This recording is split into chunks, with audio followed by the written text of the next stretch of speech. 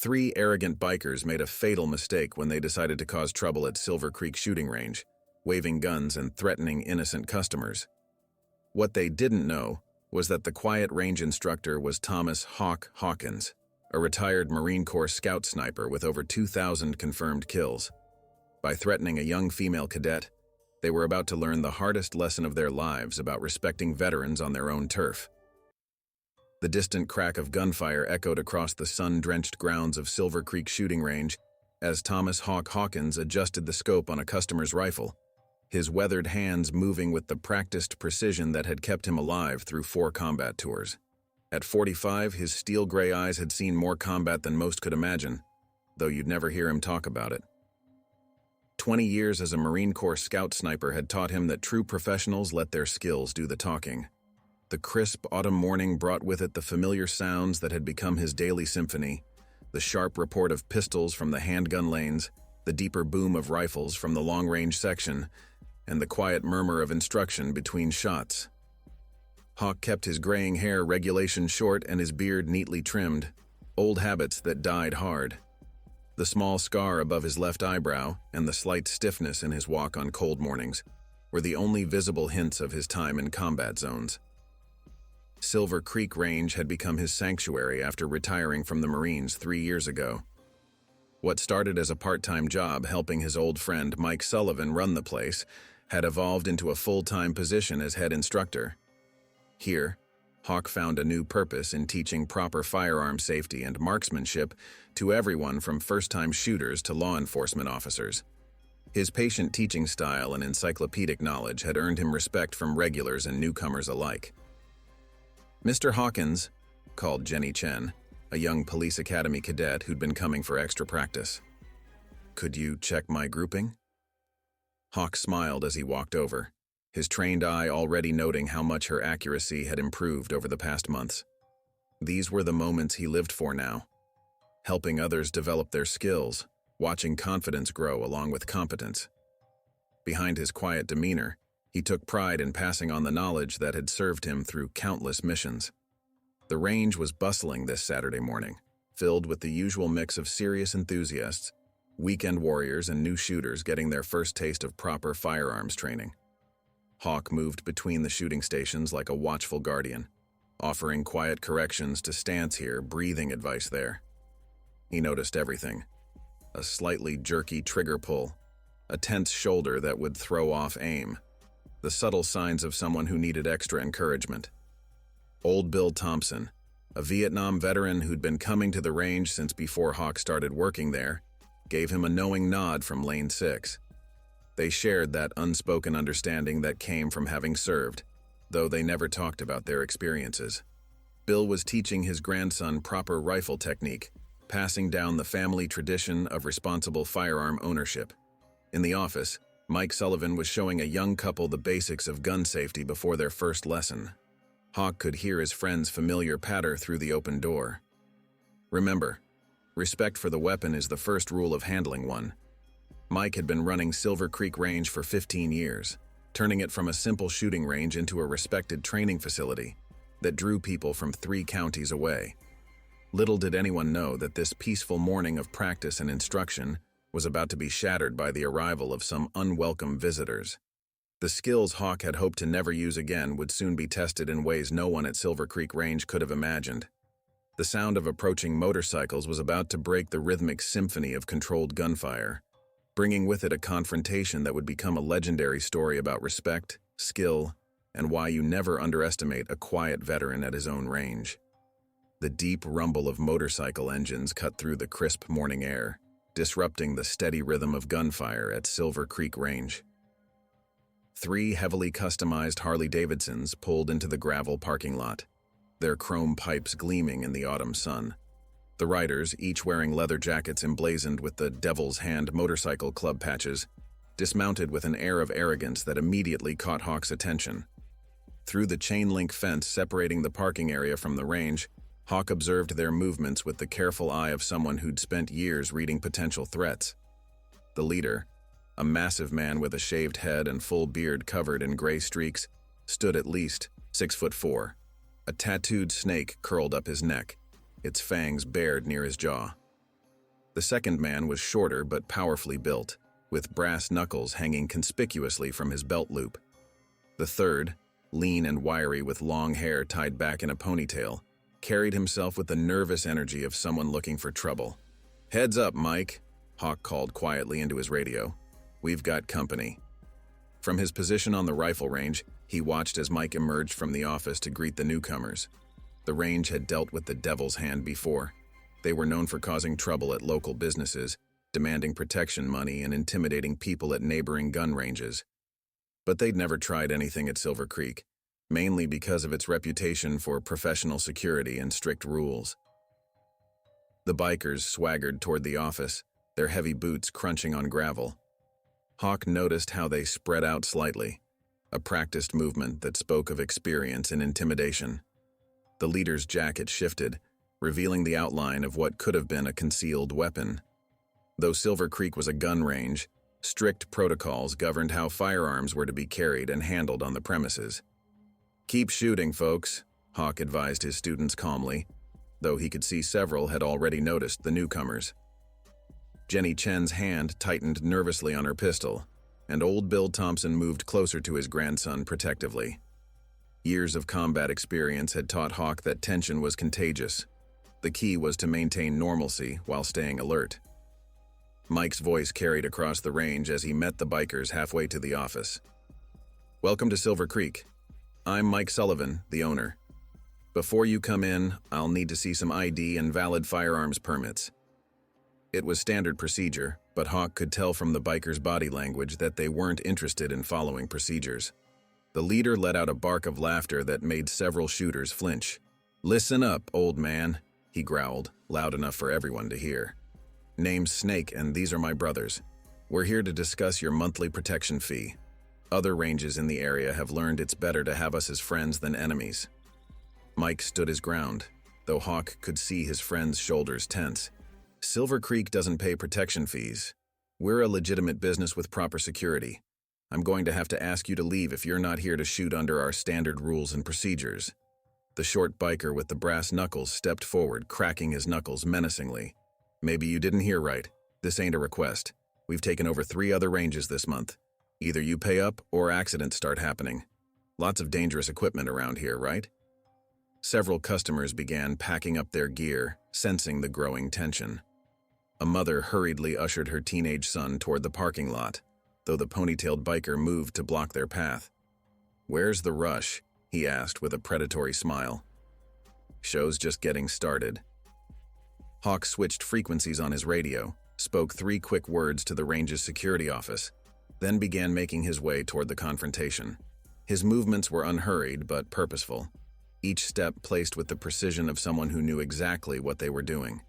He'd seen this type before, bullies who mistook violence for strength, thinking their ability to intimidate made them powerful. The leader, Snake, noticed Hawk's approach and turned to face him, sizing him up with a dismissive glance that suggested he saw nothing but another range employee to intimidate.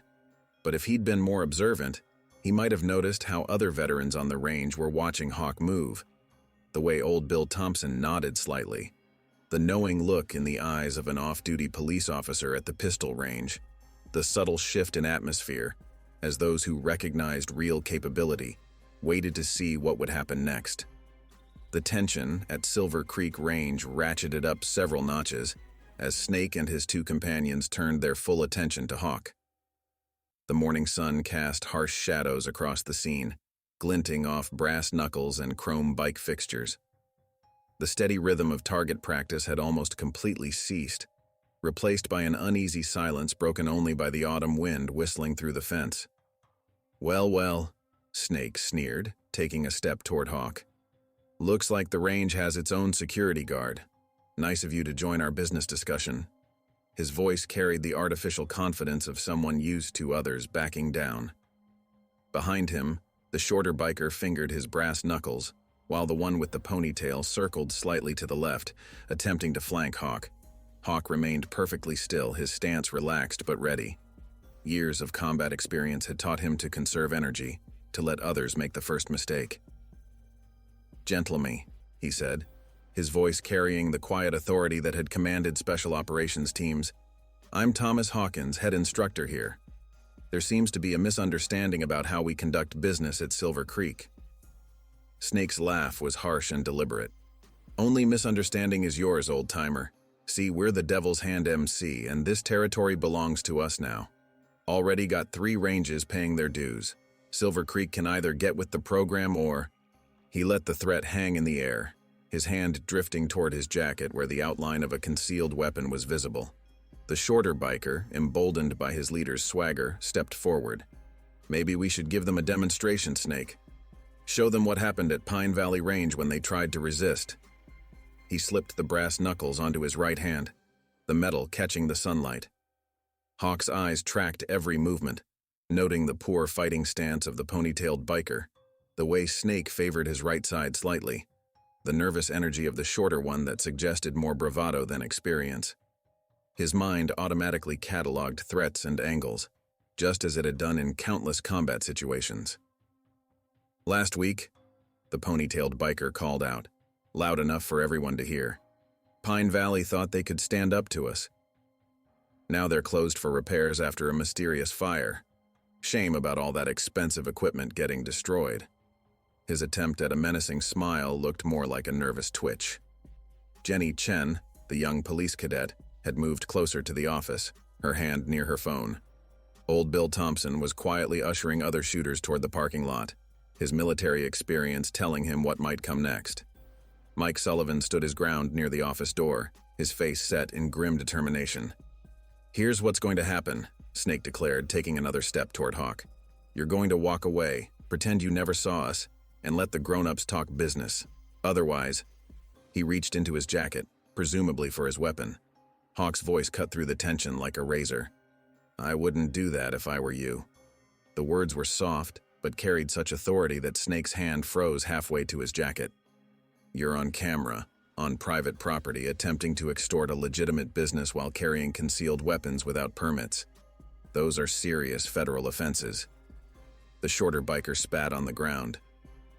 "You think we care about cameras? By the time cops show up, this place could have all kinds of accidents. Maybe some stray bullets, some equipment failures." He punched his brass-knuckled fist into his other palm for emphasis. "The police aren't my first concern," Hawk replied calmly. "You gentlemen are standing on a live fire range, threatening people who train here regularly. I'd be more worried about the dozen or so armed veterans and law enforcement officers currently watching you."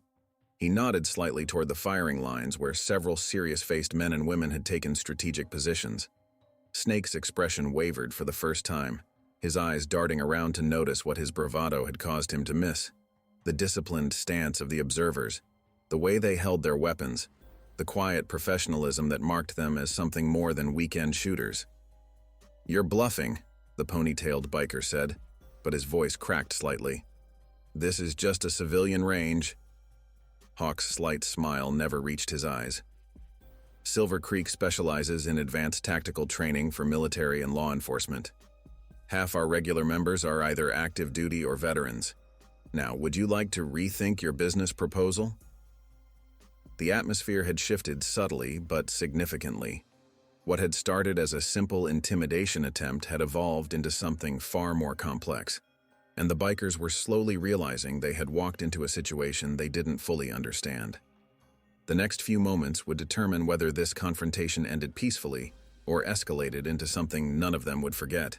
Snake's face twisted with rage as he processed the changing situation, his oversized ego struggling with the realization that his usual intimidation tactics weren't working. The morning sun cast long shadows across the range as the tension built to a breaking point. Behind him, his 2 companions shifted uneasily, their earlier confidence evaporating in the face of Hawk's calm authority. "You think I care about a bunch of weekend warriors playing soldier?" Snake snarled, though his voice carried a hint of uncertainty that hadn't been there before. "We've dealt with tough guys before. Always amazing how accidents happen to their families, their businesses." He took an aggressive step forward, closing the distance between himself and Hawk. The movement was meant to be intimidating, but Hawk didn't flinch. His combat-trained eyes noticed everything, the slight tremor in Snake's left hand, the way the shorter biker kept looking around nervously. the beads of sweat forming on the ponytailed man's forehead despite the cool morning air. "That scar on your neck," Hawk said quietly, his voice carrying clearly in the tense silence. "Operation Desert Storm, wasn't it? You were military once." The observation caught Snake off guard, his hand unconsciously touching the faded scar partially hidden by his tattoo. Which makes this behavior even more disappointing. The shorter biker, growing increasingly agitated, suddenly lunged forward with his brass knuckles raised. "Enough talking," he shouted, aiming a wild punch at Hawk's face. What happened next became part of Silver Creek Range legend. Hawk's movement was so smooth it looked almost casual. He shifted slightly, letting the punch pass harmlessly by his ear. In the same fluid motion, his hand caught the biker's wrist, applying precise pressure to nerves and tendons. The brass knuckles clattered to the ground as the man's fingers involuntarily opened, followed by a yelp of pain as Hawk used the biker's own momentum to send him stumbling face first into the chain-link fence. "First mistake," Hawk said calmly, resuming his relaxed stance. "Telegraphing your punch." The shorter biker slumped against the fence, cradling his wrist, his face a mask of shock and pain. Snake's hand darted toward his jacket again, but before he could reach whatever weapon he was carrying, Hawk's voice cut through the air like a whip crack. "Second mistake. Drawing a weapon at a range full of trained shooters." As if to emphasize his point, the distinct sound of multiple weapons being readied echoed across the range. The ponytailed biker, seeing his friend taken down so easily, grabbed a metal pole from a nearby target stand. "You're dead, old man," he yelled, swinging it in a wide arc toward Hawk's head. But the pole hit nothing but air as Hawk ducked smoothly under the swing, stepped inside the biker's guard, and executed a textbook armbar. The pole dropped from nerveless fingers as the man found himself locked in a joint hold that sent shooting pain through his shoulder. "Third mistake," Hawk continued in the same conversational tone. "Using a weapon you haven't trained with." He applied slightly more pressure, causing the ponytailed biker to drop to his knees, gasping. Snake, watching his companions neutralized so efficiently, finally pulled his hand from his jacket. Empty. His face showed a complex mix of emotions: rage, fear, and somewhere deep in his eyes, a glimmer of recognition. Who are you?" he demanded, his voice losing its threatening edge. "Gunnery Sergeant Thomas Hawkins, Marine Corps Scout Sniper, retired," Hawk replied. "Though in the Corps they just called me Hawkeye. 4 tours, 2,000 confirmed long-range eliminations, and current head instructor at the range you're trying to extort." The color drained from Snake's face. The name was apparently familiar. Hawk's reputation in military circles had been legendary. "Hawkeye? The one who made that impossible shot in Kandahar?" The swagger was completely gone from his voice now, replaced by something close to awe. By now, several of the range's regular members had moved closer, forming a loose circle around the scene. Old Bill Thompson stood with his arms crossed, a knowing smile on his weathered face. Jenny Chen had her phone out, recording everything. Mike Sullivan watched from the office door, ready to call the authorities if needed. Snake stood frozen in place, the revelation of Hawk's identity having shattered his remaining bravado. The morning had grown warmer, but a cold sweat beaded on his forehead.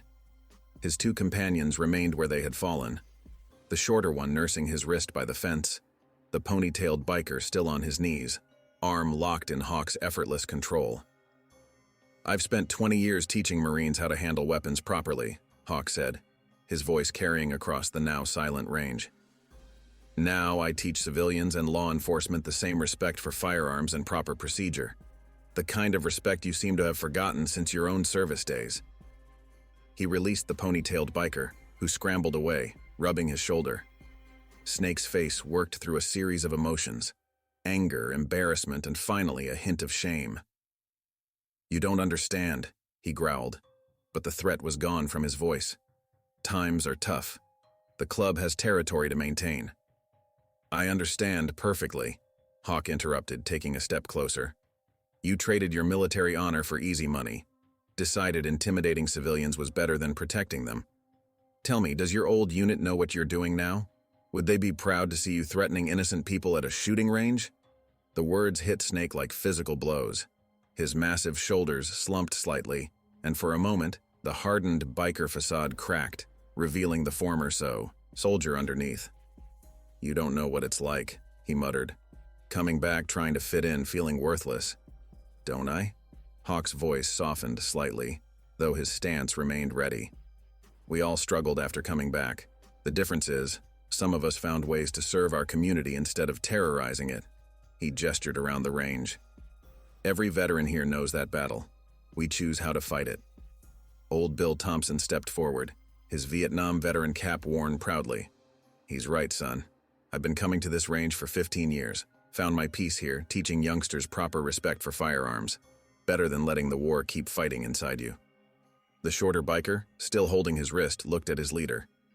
"Snake, maybe we should—" He didn't finish the sentence, but his meaning was clear. This situation had spiraled far beyond their usual intimidation routine. Jenny Chen, the police cadet, spoke up from where she stood recording. "I've got everything on video. The threats, the attempted assault, the concealed weapon. Should I send it to the station now, Mr. Hawkins?" Hawk held up his hand. "Wait." He looked directly at Snake. "You have a choice to make right now. The police are probably already on their way. When they arrive, they can find 3 criminals under citizen's arrest for attempted extortion and assault, or—" He paused meaningfully. "Or what?" Snake asked, a hint of desperate hope in his voice. "Or they find 3 veterans who made a mistake, realized it, and are ready to make amends." Hawk's eyes never left Snake's face. "Silver Creek offers free training sessions for veterans trying to readjust to civilian life. We have counselors who specialize in post-service transition, support groups that actually help instead of enabling more violence." Mike Sullivan stepped forward. "It's true. We've helped dozens of vets find their footing again. No questions asked, no judgments made. Just brothers helping brothers." The ponytailed biker, who had been quiet since his failed attack, suddenly spoke up. I did 2 tours in Iraq. Never felt right since coming back. The club was the only place that seemed to understand." His voice trailed off uncertainly. "Until they turned that understanding into something ugly," Hawk finished for him. "Used your training for intimidation instead of protection. Made you forget everything the service taught you about honor and duty." Police sirens could be heard in the distance now, growing closer. Snake looked around the range, seeing not just the threats they had made, but the community they had tried to destroy. Veterans teaching their grandchildren, young cadets learning proper firearms handling, retired soldiers finding purpose in passing on their knowledge. "Time to decide," Hawk said firmly. "Are you criminals going to jail, or veterans coming home?" The sound of approaching police sirens filled the tense silence at Silver Creek Range as Snake stood at his moment of decision. The morning had grown warmer, but a cool breeze carried the scent of gunpowder and autumn leaves across the scene. His 2 companions looked to him, waiting for his lead, as they had done so many times before. But this time was different. Snake's massive frame seemed to deflate as he slowly reached into his jacket. Everyone tensed, but instead of a weapon, he withdrew a tattered military ID card. His hands trembled slightly as he held it out to Hawk. "Sergeant James Snake Morrison, 3rd Battalion, Desert Storm. His voice cracked. "I used to be proud of this." Hawk took the ID, studied it for a moment, then handed it back with a respectful nod. "Still can be, Sergeant. The man who earned this isn't gone, just lost his way for a while." He turned to the shorter biker. "And you?" The man stood straighter, despite his injured wrist. "Corporal Mike Davis, Marines, Afghanistan, 2010 to 2012. His voice carried a mix of shame and relief at speaking his real identity after so long. The ponytailed biker hesitated before adding, "Private First Class Tom Wilson, Iraq, 2 tours. Got out in 2015. Never really got my head straight after that." Old Bill Thompson moved closer, his Vietnam veteran's cap casting a shadow over his weathered face. "None of us did, son. That's why places like this exist. Community, purpose, respect, the real kind, not what you've been chasing with the devil's hand." The police sirens were very close now. Snake looked at his motorcycle, then back at Hawk. It's not that simple. The club, they don't let people just walk away. And the other ranges, He trailed off, the weight of his actions visible in his slumped shoulders. One step at a time, Hawk replied firmly. First, we deal with today. Then we talk about making things right. He turned to Jenny Chen. Cadet, I think your video might have some technical difficulties. Sometimes these phones just stop recording at crucial moments. Jenny smiled slightly and lowered her phone. Yes, sir. Seems like the important parts might have been accidentally deleted. 2 police cruisers pulled into the parking lot, lights flashing. Officer Sarah Martinez, a regular at the range, stepped out of the first car, hand near her weapon as she surveyed the scene. Everything all right, Hawk? Got a call about some trouble.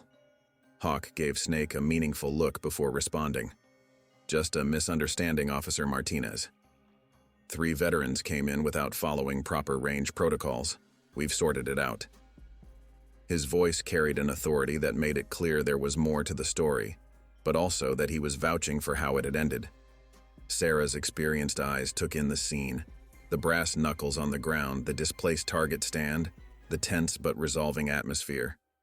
She'd known Hawk long enough to trust his judgment. These gentlemen planning to follow protocols now? Snake cleared his throat. Yes, ma'am. In fact, he glanced at Hawk, who nodded encouragingly. We were just learning about the veterans program here, thinking about making some changes. The shorter biker, Davis, stepped forward, cradling his wrist. Could use some proper training too. Been too long since I handled weapons the right way instead of just trying to scare people with them. Officer Martinez holstered her weapon. Well, you couldn't ask for a better instructor than Hawk. Man taught me everything I know about long-range shooting. She turned to her partner. False alarm, Bob. Looks like Silver Creek's got it handled. As the police cars pulled away, Mike Sullivan approached the group. Range opens for veterans training at 0700 tomorrow. Coffee's always ready by 6:30. He handed each of the bikers a business card with the range's information and a handwritten number on the back. That's my personal cell, day or night, if you need to talk. The tension that had filled the range began to dissipate like morning mist under the rising sun. Regular customers returned to their lanes, though many cast curious glances at the scene still unfolding near the office. The steady rhythm of target practice resumed, punctuated by occasional instruction and feedback. The sound of approaching police sirens filled the tense silence at Silver Creek Range as Snake stood at his moment of decision. The morning had grown warmer, but a cool breeze carried the scent of gunpowder and autumn leaves across the scene. His 2 companions looked to him, waiting for his lead, as they had done so many times before, but this time was different. Snake's massive frame seemed to deflate as he slowly reached into his jacket.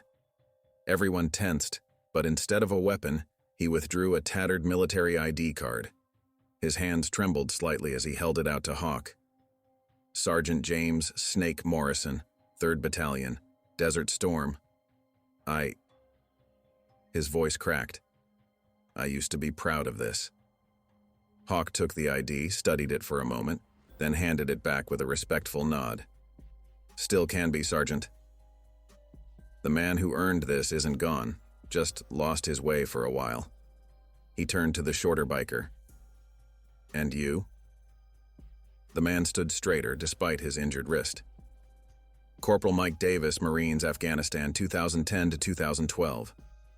His voice carried a mix of shame and relief at speaking his real identity after so long. The pony-tailed biker hesitated before adding, Private First Class Tom Wilson, Iraq, 2 tours. Got out in 2015. Never really got my head straight after that. Old Bill Thompson moved closer, his Vietnam veteran's cap casting a shadow over his weathered face. None of us did, son. That's why places like this exist. Community, purpose, respect. The real kind, not what you've been chasing with the devil's hand. The police sirens were very close now. Snake looked at his motorcycle, then back at Hawk. It's not that simple. The club. They don't let people just walk away. And the other ranges we've... He trailed off, the weight of his actions visible in his slumped shoulders. One step at a time, Hawk replied firmly.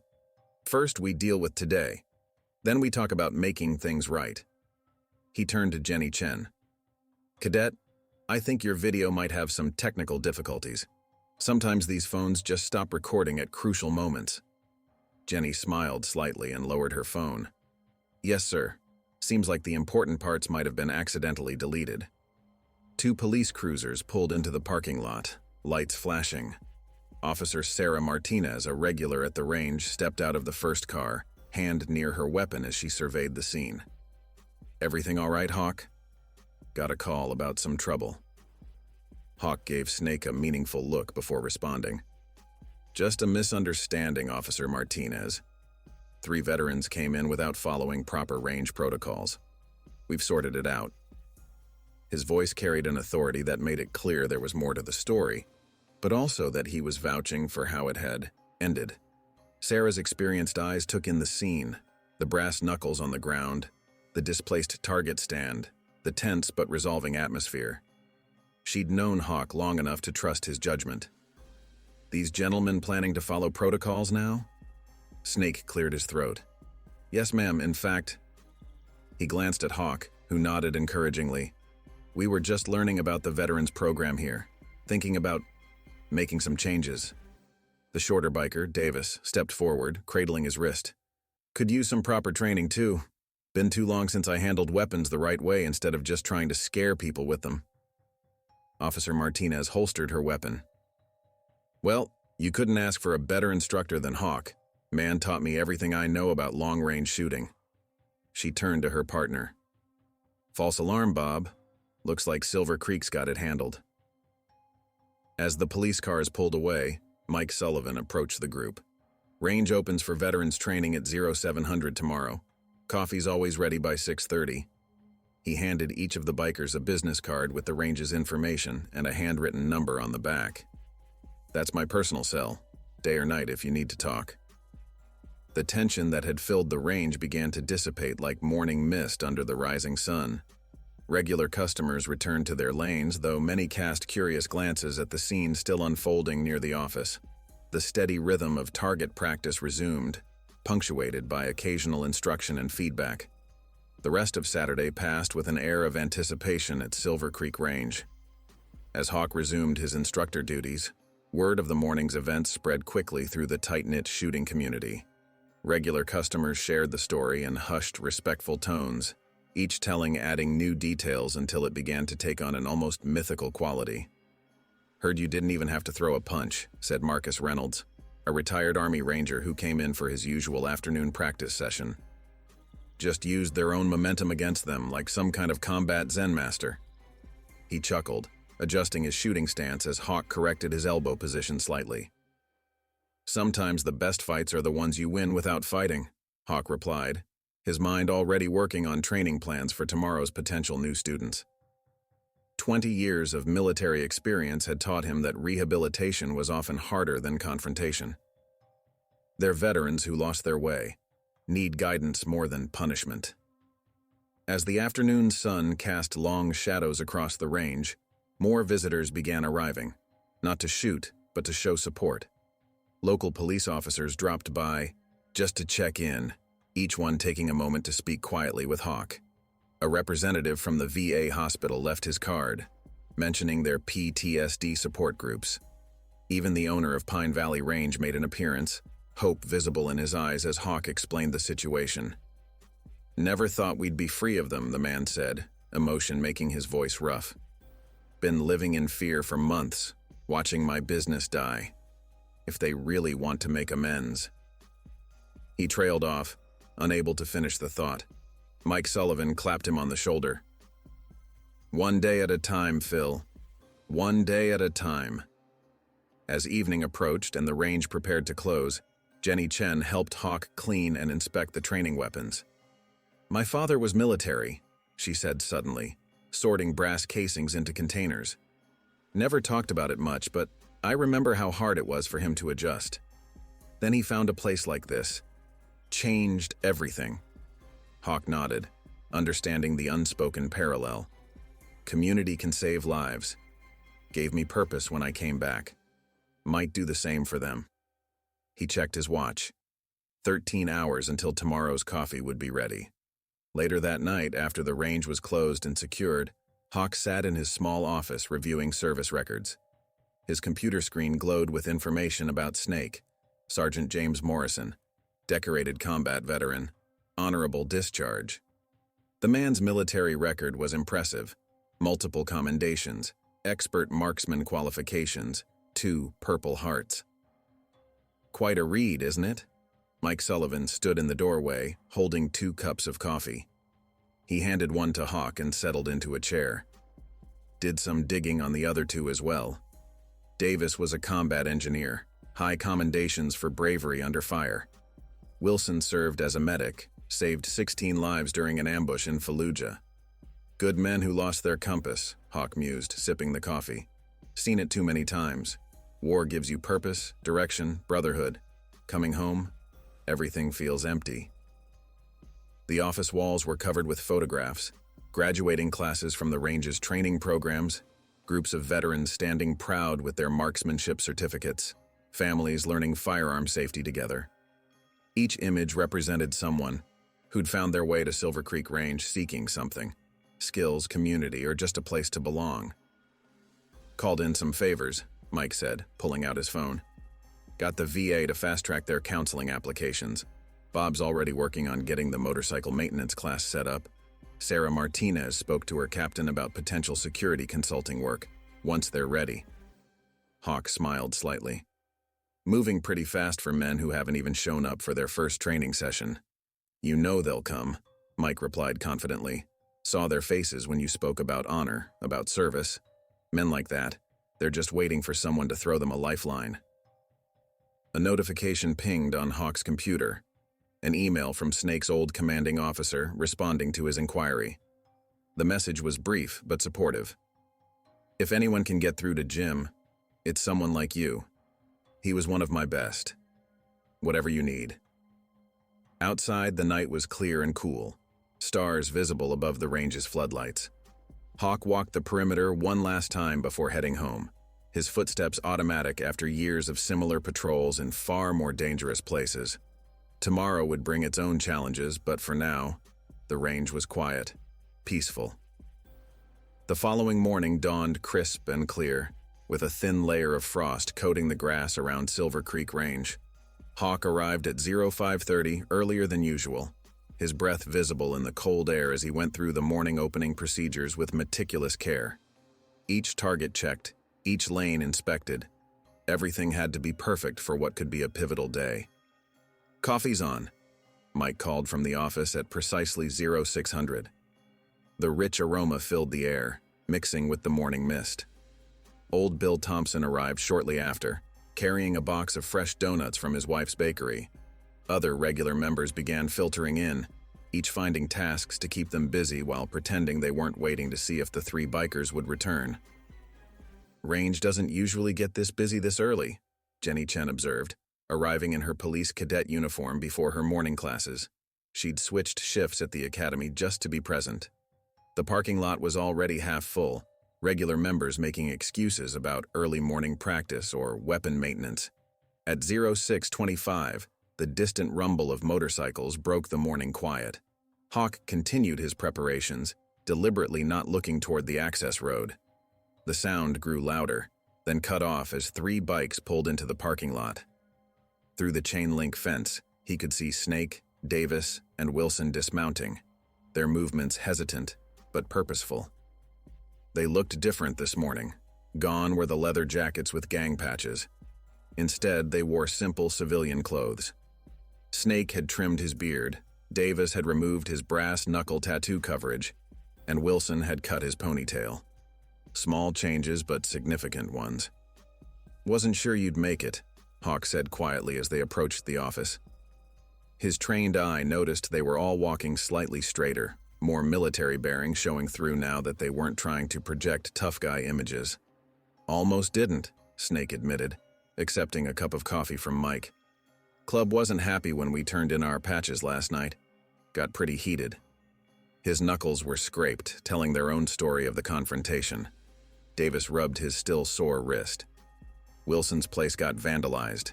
They're not taking our departure well. You can stay at my place, Old Bill offered immediately, setting down his box of donuts. Got a spare apartment over my garage, used to rent it to veterans transitioning back to civilian life. Wilson looked surprised at the immediate offer of help. You'd do that? After what we did? Brotherhood doesn't end when you take off the uniform, Bill replied simply. Should have seen what kind of shape I was in when I came back from Nam. Sometimes you need a hand up to remember who you really are. Hawk led the group to a private classroom area, walls lined with military and law enforcement certificates. Before we start with firearms, we talk. His tone made it clear this wasn't optional. Need to understand where you are, where you want to be. For the next hour, each man shared their story.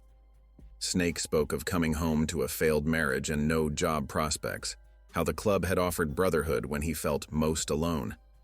Davis described the nightmares that still plagued him, how intimidating others had made him feel strong when he was most afraid. Wilson talked about the survivor's guilt of being a medic who couldn't save everyone, how the club's violence had let him feel in control. Other veterans in the room nodded in understanding, occasionally offering their own experiences. Jenny Chen shared stories about her father's struggles and triumph. Mike Sullivan spoke about his own dark days before finding purpose at the range.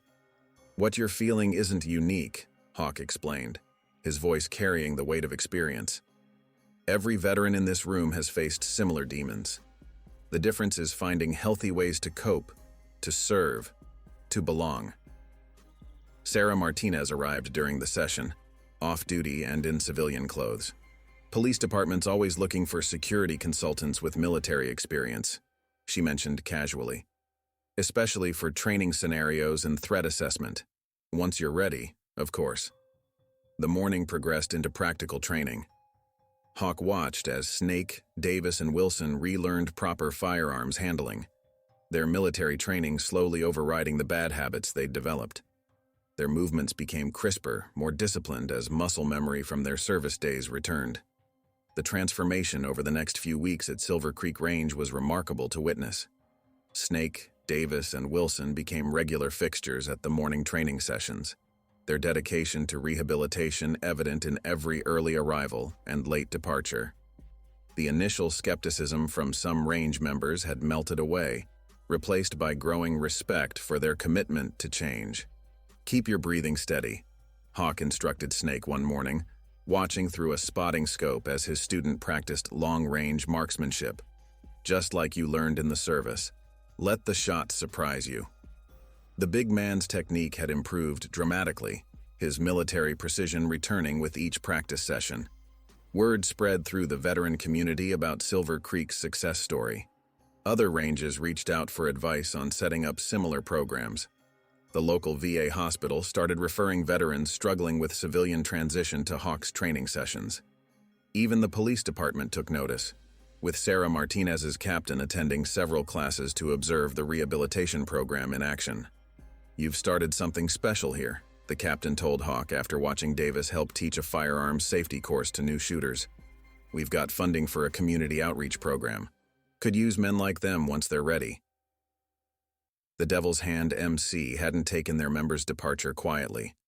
There were attempted intimidation tactics, vandalized cars, threatening messages, late-night drive-bys. But the range community rallied around their new members. Old Bill Thompson's garage apartment became a safe house. Other veterans took turns patrolling the property. Local law enforcement increased their presence. They'll back off eventually, Snake said during a coffee break, though concern lined his face. Clubs already losing grip on their territory. Other businesses are standing up to them, refusing to pay protection money. He paused, adding quietly, some other members have been asking about the program here. Thinking about leaving too. Wilson had found his calling helping Mike Sullivan with the range's first aid and safety protocols. His medical training as a combat medic proved invaluable during certification courses. Feel like I'm saving lives again, he confided to Hawk. Different way, better way, but still making a difference. Davis threw himself into the motorcycle maintenance classes, his engineering background emerging as he helped other veterans restore their bikes. The workshop became a place of healing, where the sound of wrenches and engines replaced the need for brass knuckles and threats. One morning, about a month after their first visit, Phil from Pine Valley Range arrived with unexpected news. Devil's Hand tried their usual intimidation routine yesterday, he announced to the group gathered for coffee.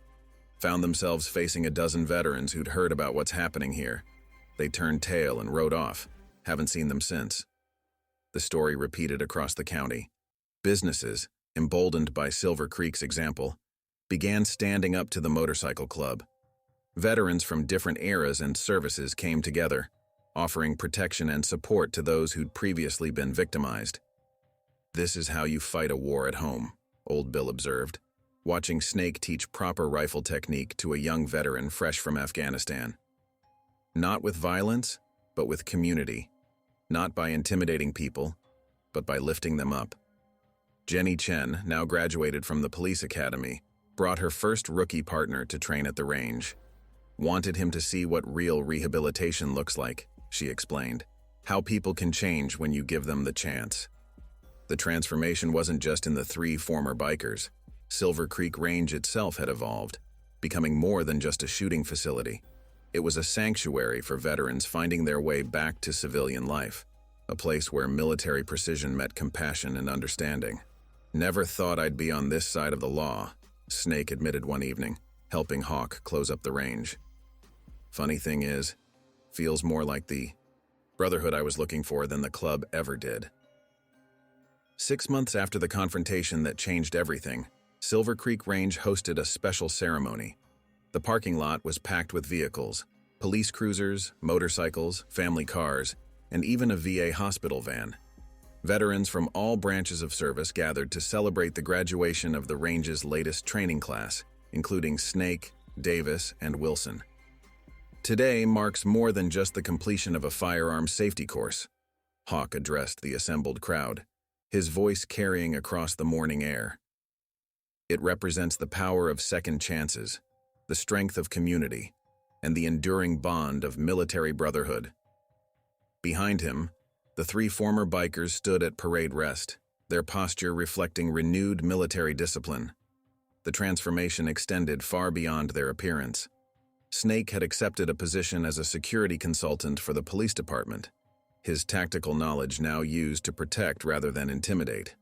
Davis worked full-time at the range, combining his engineering skills with firearms instruction. Wilson had enrolled in paramedic training, his combat medic experience finding new purpose in civilian emergency services. "6 months ago, I thought my life was over," Snake told the gathering, his voice thick with emotion. "Lost my way so bad I couldn't even remember who I used to be. But Hawk and this community?" He paused, composing himself. "They didn't just show us a better path. They reminded us of the men we always were beneath the anger and fear." The Devil's Hand MC had all but disappeared from the county. Their attempted retaliation against Silver Creek had failed in the face of united veteran resistance.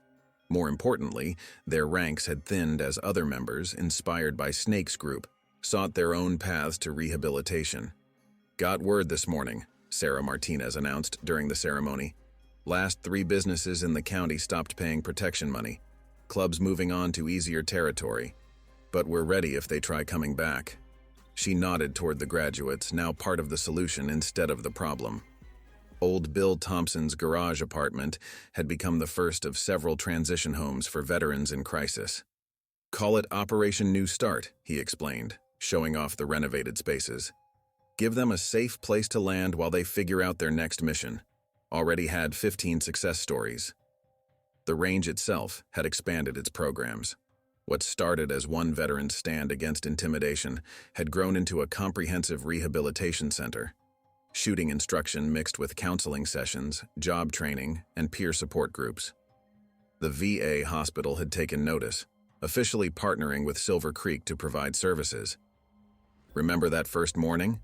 Mike Sullivan asked, standing beside Hawk as they watched Snake demonstrate proper stance to a group of newcomers. "When they rolled in looking for trouble?" Hawk nodded, seeing not just the physical changes in his former adversaries, but the deeper transformation in their spirits. Sometimes the biggest battles we fight are within ourselves. They just needed someone to show them how to fight it right.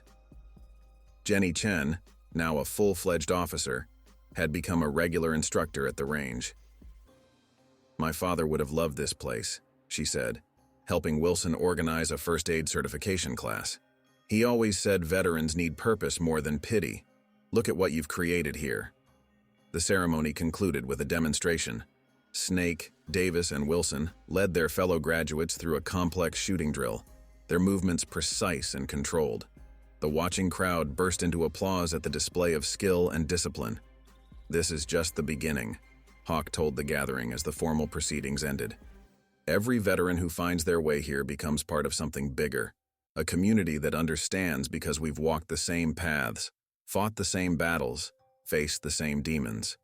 1 year to the day after 3 bikers rolled into Silver Creek Range looking for trouble, a different kind of gathering took place. The facility had grown, adding new buildings for classrooms and counseling sessions. But the heart of the range remained the same, a place where veterans could find their way back to themselves. "Hard to believe it's been a year," Snake mused, standing beside Hawk as they watched the sunrise over the range. He wore a polo shirt with the Silver Creek logo, his instructor certification badge gleaming in the early light. "Feels like a lifetime ago we were on the other side of everything." The anniversary celebration brought together everyone who'd been part of the transformation. Old Bill Thompson, now running 3 veteran transition homes, arrived early with his signature box of donuts. Mike Sullivan had expanded the range's programs to include specialized courses for law, enforcement, and private security firms. Sarah Martinez, recently promoted to sergeant, brought her entire shift for a training session. "Got something to show you," Davis called out, leading the group to the newly completed motorcycle workshop. The space had become a symbol of transformation, where veterans could work on their bikes while working through their struggles. "Finally finished restoring that old Harley you brought in, Hawk. The one you said belonged to your father." The motorcycle gleamed under the workshop lights, its restoration a testament to Davis's skill and patience. "Needed a lot of work," he explained, running a hand along the polished chrome. "Like we all did, but sometimes the ones that need the most fixing turn out the best." Wilson, now a certified paramedic, had set up a full medical training facility at the range. "Teaching emergency response to other vets," he explained proudly. "Turns out saving lives doesn't always have to happen in a war zone." The morning's ceremony was different from the usual graduations. Instead of celebrating new certifications, they were marking milestones. A year without violence, a year of helping others, a year of rebuilding lives. The parking lot was filled with motorcycles, but these riders wore patches of veteran support groups and law enforcement motorcycle clubs. "Remember what you said that first day?" Snake asked Hawk during a quiet moment. "About choosing how we fight our battles after coming home?